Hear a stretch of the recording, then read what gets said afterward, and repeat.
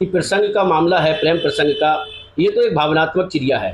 Case अभी सामने आया है ज्योति मौर्य का, और आलोक उनके जो पति हैं, जिन्होंने मेहनत करके उनको अपने 4th क्लास से अपने एम्प्लॉय थे, उन्होंने मेहनत की, यूपीएससी पास कराया, उसके बाद वो एसडीएम बनी। एसडीएम के साथ साथ उनके किसी से अफेयर भी ऐसा सुनने को प्रतीत हो रहा है। जो पाकिस्तान बॉर्डर जो हमारा है और हिंदुस्तान का बॉर्डर है, ये कैसे नांग कर ये हमारे भारतवर्ष में प्रवेश कर गई महिला, और ये प्रसंग का मामला है, इसकी तो जांच होनी चाहिए। मुझे तो नहीं लग रहा है कि इस तरीके का प्यार हुआ होगा, क्योंकि 4 बच्चों की जो माँ हो चुकी है, जो अपने पति के साथ वर्षों से रह रही होगी और 4 बच्चों का जन्म दिया है और पाकिस्तान में रह रही है, पता नहीं, हो सकता है इसमें कोई बड़ी राजनीति हो, बड़ी साजिश का इसमें कोई वो हो। नमस्कार, आप देख रहे हैं एमएसएन न्यूज और मैं विष्णु राठौर। इस वक्त मौजूद है इटावा जनपद में। वहीं इटावा के व्यापार मंडल के कुछ पदाधिकारी हमारे साथ बैठे हुए, उनसे बातचीत करेंगे, जानेंगे जिस तरीके से भारत में प्रेम प्रसंग के मामले सामने आ रहे हैं। पाकिस्तान की एक महिला अपने 4 बच्चों के साथ हिंदुस्तान पहुंची है। हिंदुस्तान के एक युवक से ऐसा प्रेम हुआ उसको कि वो पाकिस्तान छोड़कर अपना मकान बेचकर हिंदुस्तान में पहुंच चुकी हैं। वहीं एक आप मामला काफ़ी दिनों से सुन रहे हैं, ज्योति मौर्य को लेकर, जो एसडीएम थी, उन्होंने अपने पति को छोड़ दिया है। तो इन मामलों को लेकर जानेंगे इनकी प्रतिक्रिया क्या है, क्या कुछ कहते हैं, क्या इनकी राय है। क्या नाम है आप? मेरा नाम धर्मेंद्र जैन, जिला महामंत्री अखिल भारतीय उद्योग व्यापार मंडल।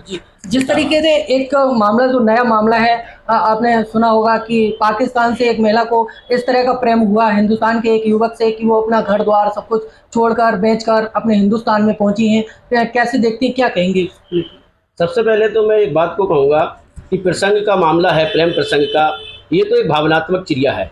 लेकिन मैं सबसे बड़ा ये सवाल उठाना चाहता हूँ भारत की सरकार पर और भारत की जो सुरक्षा एजेंसियां हैं उस पर। जो पाकिस्तान बॉर्डर जो हमारा है और हिंदुस्तान का बॉर्डर है, ये कैसे नांग कर ये हमारे भारतवर्ष में प्रवेश कर गई महिला, और ये प्रसंग का मामला है, इसकी तो जांच होनी चाहिए। और इसमें जो हमारी समितियां हैं और जो हमारी जांच एजेंसियां हैं और भारत की सरकार है, इसको पहले ये देखे कि ये महिला किस तरीके से हिंदुस्तान में प्रवेश कर गई और किस बॉर्डर से ये प्रवेश कर गई है। जिस तरीके से आज ये महिला 4 बच्चों को लेकर हिंदुस्तान में प्रवेश करती है, तो हो सकता है कि आतंकवादी भी हथियार लेकर प्रवेश कर जाएंगे। और इस पर क्या कार्रवाई कर रही है भारत की सरकार, इनको देखना चाहिए। और ये बहुत बड़ी चूक है। और रही प्रसंग की बात, इस तरीके से जो कितने चल रहे हैं, इसकी जांच होनी चाहिए कि महिला कहां से आई है और पुरुष क्या कर रहा है। इस तरीके के जो भी वारदात हो रही है भारतवर्ष में, इस पर विराम लगना चाहिए। मैं चाहता हूं कि इस तरीके की सुरक्षा की एजेंसियों में चूक नहीं होनी चाहिए। ये देश का मामला है, इस पर जो गंभीरता से सरकार को लेना चाहिए। वही महिला मुख्यमंत्री योगी जी से गुहार लगा रही है कि हमें भारतवर्ष की नागरिकता दिलाई जाए। क्या ये नागरिकता उसको मिलनी चाहिए? पहले तो इसकी जांच होनी चाहिए। और जांच में अगर मान लीजिएगा इस तरीके से प्रेम प्रसंग का मामला अगर निकलता है, तो फिर ये व्यक्तिगत मामला है, सरकार इस पर संज्ञान ले और अगर हो सकता है तो इसको मिलाने की कोशिश करे। अन्यथा इस पर पहले तो पूरी कार्रवाई करनी चाहिए सरकार को, और भारत की जो सुरक्षाएं, सीमाएं हैं, उसको सुरक्षित रखनी चाहिए, जहां से कि हमारे भारत के जो नागरिक है वो सुरक्षित रहे। इस तरीके की महिलाएं और आतंकवादी प्रवेश ना कर सके और अपना अधिकार जमाने के लिए अब वो मान लीजिए अंदर घुस आई है, तो सबसे पहले तो वो अपना प्रसंग का मामला छोड़कर अब यहाँ की नागरिकता प्राप्त करना चाहती है। तो सबसे पहले तो नागरिकता की बात तो बाद में है, पहले इसकी जांच होनी चाहिए, जांच एजेंसियों को इसको संज्ञान लेना चाहिए। वही कहा जा रहा है कि महिला के 4 बच्चे हैं, 4 बच्चे भी महिला के साथ पहुंचे हैं। तो क्या लगता है आपको, जिस तरह उसका पति था पाकिस्तान में और 4 बच्चे थे, इतने वर्षों बाद महिला को हिंदुस्तान के युवक से प्रेम होता है? मुझे तो नहीं लग रहा है कि इस तरीके का प्यार हुआ होगा, क्योंकि 4 बच्चों की जो माँ हो चुकी है, जो अपने पति के साथ वर्षों से रह रही होगी और 4 बच्चों का जन्म दिया है और पाकिस्तान में रह रही है, पता नहीं, हो सकता है इसमें कोई बड़ी राजनीति हो, बड़ी साजिश का इसमें कोई वो हो। इस पर जांच होना अति आवश्यक है। भाई, एक ये जो मामला है प्रयागराज से निकल कर आया था, जिस तरह आपने सुना, ज्योति मौर्य और आलोक मौर्य को लेकर कहा जाता है कि 2 बच्चे इनके भी हैं, 2 बेटियां थीं, और इतने वर्ष रहने के बाद एक अधिकारी से प्रेम हो जाता है। एसडीएम थी फिलहाल, तो जायज़ है कि अधिकारी से इस तरह प्रेम हो गया। कहा जा रहा है कि जो उनके पति थे वो सफाई कर्मचारी थे, इसको लेकर वो तलाक देना चाहती है। इस मामले में तो मैं इतना ही कह सकता हूँ, क्योंकि ये तो व्यक्तिगत उनका मामला है, पारिवारिक मामला है, ये महिला को देखना है, लेकिन अव्यवहारिक है, क्योंकि इससे जो है संदेश अच्छा नहीं जा रहा है। जब इनके माँ बाप ने, जब ये बेटी रही होगी, जब इसके माँ बाप ने इस परिवार में संबंध किया होगा, तो उस समय पे बच्चा, लड़का क्या करता था, क्या नौकरी थी उसकी, क्या व्यवसाय था, ये तो उसने खुद देखा होगा और उसकी देख रेख में और सब लोगों की शादी हुई होगी। बाद में अगर मान लीजिएगा यह महिला इतने बड़ी पोस्ट पर पहुंच जाती है और अपने पति को त्याग देती है, तो ये हमारे सनातन धर्म में भी ये विरोध है और इस तरीके के कृत्य करने वालों पर भी जो है अंकुश लगना चाहिए। और रही मामला कि इस तरीके के आप एडीएम बन गई आज आप एक ओहदे पे पहुंच गई हैं और आप अपने पति को छोड़कर उन पर कार्रवाइयां करा रही हैं, बच्चों को छोड़कर आप दूसरे के साथ प्रसन्न करके और उनके संबंध बनाकर उनके साथ रहना पसंद करती है। हालांकि उनका व्यक्तिगत मामला है, लेकिन मैं ऐसी महिलाओं से ये देखना चाहूंगा कि हमारे देश की राष्ट्रपति प्रतिभा पाटिल जी रही हैं, उन्होंने भी अपना पूरा पारिवारिक जीवन निभाया है और सर्वोच्च स्थान पर पहुंची है। लेकिन इन जैसी महिलाओं को, इन जैसे बड़ी जो हमारी त्यागपरती महिलाएं हुई हैं, प्रतिभा पाटिल जी हुई हैं, तमाम ऐसी महिलाएं हैं जो घरों में निकली हैं, शादी के समय पे कुछ भी नहीं थी और शादी के बाद में बड़े बड़े मुकाम हासिल कर लिए हैं, लेकिन परिवार और पतियों के साथ में रहकर अपना जीवन यापन किया हुआ है। मैं चाहूंगा कि इस पर जो है उनका अपना व्यक्तिगत मामला है और इस पर वो अपनी तरफ से देखें, लेकिन ये जो किया गया है ये बिल्कुल निंदनीय है और इसकी जितनी भी वो की जाए वंतना वो ये काफी कम होगी। वहीं जो ज्योति मौर्य के पति थे आलोक मौर्य, उन्होंने मीडिया के सामने रो रो कर बयान दिया है, कहा है हमने बड़ी मेहनत से मजदूरी करके इस तरह पैसे कमाकर हम पढ़ाया था और एसडीएम बनाया था, तो काफ़ी उनको दुख हुआ है। इसको लेकर तमाम जो हमारे अपने क्षेत्र के जो पति थे, उन्होंने अपनी पत्नियों को वापस बुलाया प्रयागराज से, कह रहे हैं कि हम भी नहीं पढ़ाएंगे, एसडीएम नहीं बनाना चाहते हैं या कोई अधिकारी नहीं बनाना चाहते हैं, हो सकता है आप हमें भी छोड़ के चले जाएं। इसको लेकर समाज में किस तरह का फर्क पड़ रहा है? देखो, फर्क तो पड़ेगा जब इस तरीके से कृत्य सामने आएंगे, लोग स्पष्ट होकर अपने निर्णय शादी के उपरांत भी लेंगे। और यहाँ तक कि मेरा मानना है कि जब इस महिला ने शादी की होगी तो शादी के उपरांत में जब इसके पास जो वातावरण रहा होगा वह उससे खुश होगी, तभी तो शादी की होगी। और जब हम तो ये मानते हैं कि ये व्यक्ति की पूरी पूंजी उसका परिवार होता है, पूरे जीवन में वो क्या कमाता है भाई, पहले वो अपना पढ़ाई लिखाई करने के बाद में शादी संबंध करता है, फिर उसके बाद में बच्चे होते अपना परिवार पालता है और परिवार को बनाने के बाद उसमें जीवन यापन करता है, पारिवारिक ही जीवन हुआ करता है। और इस तरीके का कृत्य करेगा तो व्यक्ति को क्या पीड़ा हो रही होगी तो वो जानता होगा। वो व्यक्ति ने जिसने अपना पैसा भी खर्च किया, तन भी खर्च किया, धन भी खर्च किया, मेहनत करके अपनी पत्नी को पढ़ाने का कार्य किया है, जैसे कि हमारे हिंदुस्तान में चल रहा है कि बेटी पढ़ाओ बेटी पढ़ाओ।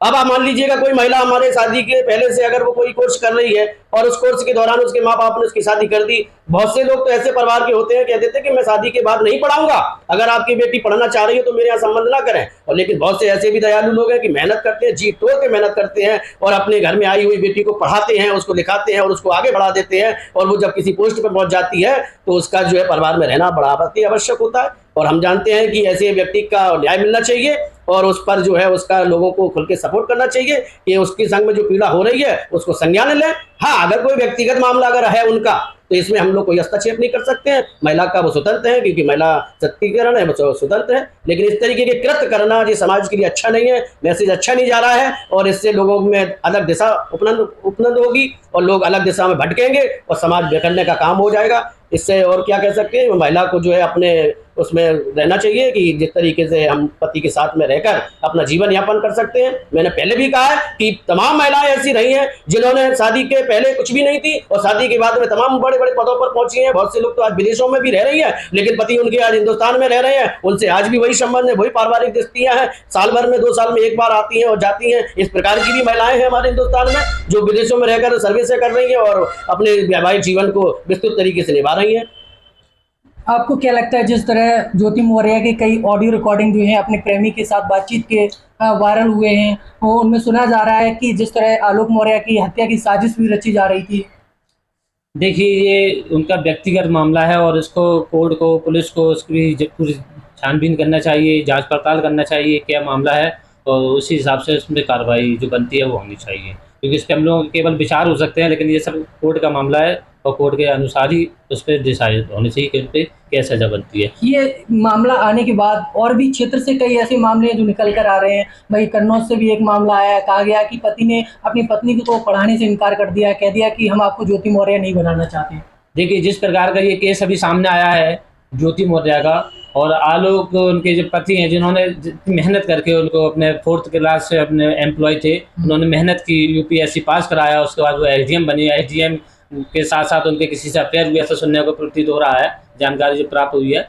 लेकिन जो ऐसा केस जो पूरा देश के अंदर जो एक संदेश गया है वो गलत गया है और बहुत सारी जगहों से ऐसे अभी नतीजे आने लगे हैं कि लोग चाहते हैं कि बेटी पढ़ाओ, ये जो देश अभियान है मोदी जी का, उसको कहीं ना कहीं अभी ये है कि बेटी पढ़ाइए लेकिन बहू को मत पढ़ाइए, ऐसा संदेश जा रहा है। जबकि हमारा संदेश इसकी कोई आयु नहीं होती है, शिक्षा की कोई आयु नहीं है, कभी भी ग्रहण की जा सकती है। लेकिन देश के अंदर अब समाज बदल रहा है, उसके अनुसार कुछ लोग ऐसा भी काम कर रहे हैं। लेकिन हम ये कहना चाहेंगे साथ ही, ये एक अपवाद है, सारे लोग इसको ना अपने को सोचें कि उनकी महिला भी ऐसा कर सकती हैं।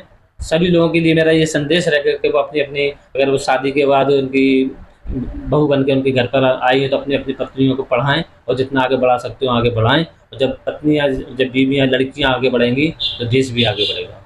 वहीं इस मामले को कैसे देखते हैं जो पाकिस्तान से एक महिला हिंदुस्तान पहुंची है? देखिए, पाकिस्तान से जो एक महिला सीमा गुलाम हैदर जो हिंदुस्तान नेपाल के बॉर्डर से जो आई है और अपने 4 बच्चों को साथ लेकर आई है, वो जानकारी जो प्राप्त हुई है कि वो अपने किसी एक बॉयफ्रेंड के साथ में यहाँ पर पबजी खेला करती थी और उससे उसको प्यार हो गया और नेपाल बॉर्डर से इंडिया में प्रवेश किया है। इससे ये कहना चाहूँगा कि हमारे देश के अंदर सुरक्षा के नाम पे अरबों खरबों रुपया खर्च किया जाता है, लेकिन देश की सीमा से 5 लोग देश के अंदर एंट्री कर जाते हैं, ये किसी को जानकारी नहीं हो पाती है। आज वो जो पाकिस्तान से ग्रेटर नोएडा में है, अपने पति के साथ रह रही है, उसने सचिन के साथ शादी कर ली है, ठीक है, शुभकामनाएं। लेकिन ये देश की एजेंसियों पर बड़ा प्रश्न है, बड़ा सवाल बनता है कि इस प्रकार के आगे कुछ भी ऐसी घटनाएं घट सकती हैं या और लोग भी उनसे प्रेरित होकर, आतंकी उनसे प्रेरित होकर देश के अंदर प्रवेश कर सकते हैं। हमारी जो एजेंसियां हैं उनको सतर्क रहने की ज़रूरत है और ऐसे लोगों का अगर आ रहे हैं तो उन्हें बॉर्डर भी रोका जाना चाहिए था।